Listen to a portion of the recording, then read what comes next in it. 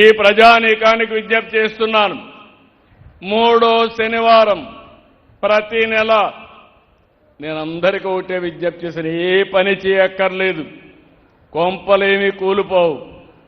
స్వచ్ఛత గురించి ఆలోచించండి, పరిశుభ్రత గురించి ఆలోచించండి, సమాజ హితం కోసం మీకు చేతనైనంత వరకు పనిచేయమన్నాను. ఇది కానీ మనం చేయగలిగితే, ఈరోజు మనం చూస్తున్నాం, మన ఇంటి ముందర ఎవరన్నా చెత్తేస్తే మనకు కోపం వస్తుంది. కానీ మన ఇంట్లో చెత్త మాత్రం తీసిపోయి రోడ్డు మీద వేస్తాం. ఇల్లు మనది, రోడ్డు మాత్రం మంది కాదనుకుంటున్నాం. రోడ్డు మనది, ఇల్లు మనదే అనే కానీ మనస్తత్వం వస్తే ఆటోమేటిక్గా చాలా సమస్యలు పరిష్కారం అవుతాయి. ఇక్కడే కోనేరు చూశాను, పేరేంటమ్మ కోనేరు, ధర్మ కోనేరును చూశాను.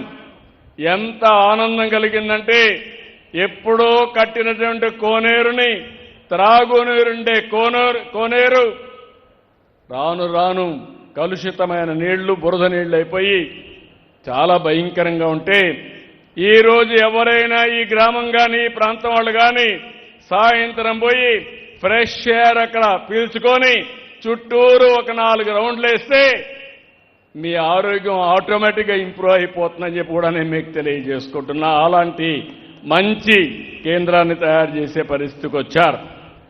ఈరోజు ఇక్కడ స్వచ్ఛాంధ్ర స్వర్ణాంధ్ర కార్యక్రమం మీ అందరినీ ఒకటే కోరుతున్నాం.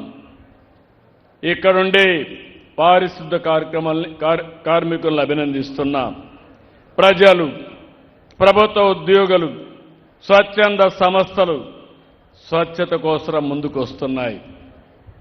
ఈరోజు ఈ కార్యక్రమంలో భాగస్వాములైన అందరినీ కూడా అభినందిస్తున్నాం. మన ఊరు మన బాధ్యత. ఈ సంకల్పం అందరూ తీసుకోవాల్సిన అవసరం ఉంది. పరిశుభ్రత అంటే రోడ్లను ఊడ్చడం, చెత్తను తరలించడం మాత్రమే కాదు. మన ఇల్లు, వీధి, కార్యాలయం, పాఠశాల, మార్కెట్, బహిరంగ ప్రదేశం, అన్ని ప్రాంతాలు పరిశుభ్రంగా ఉండాలి.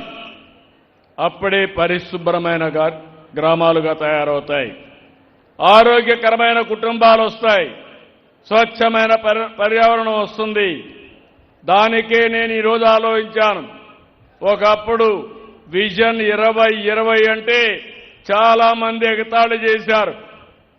అది ఈరోజు హైదరాబాదు చూస్తే అందరికీ అర్థమవుతుంది. ఈరోజు 2047కి నరేంద్ర మోడీ గారి నాయకత్వంలో భారతదేశం ఒక అగ్ర దేశంగా వికసిత్ భారత్ సాధిస్తుంది.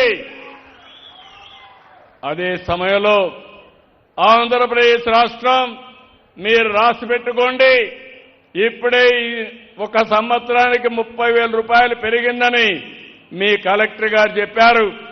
తప్పకుండా 2047కి మీ తలసరి ఆదాయం 50 లక్షల వరకు పెరిగే అవకాశం ఉంటుంది. 3.5 లక్షల నుంచి 50 లక్షలు పెరగడానికి నేను ప్రణాళిక రచించాలని మరొక్కసారి విజ్ఞప్తి చేస్తున్నాను. దీన్ని ఉపయోగించుకోవడం మీ అందరి బాధ్యత.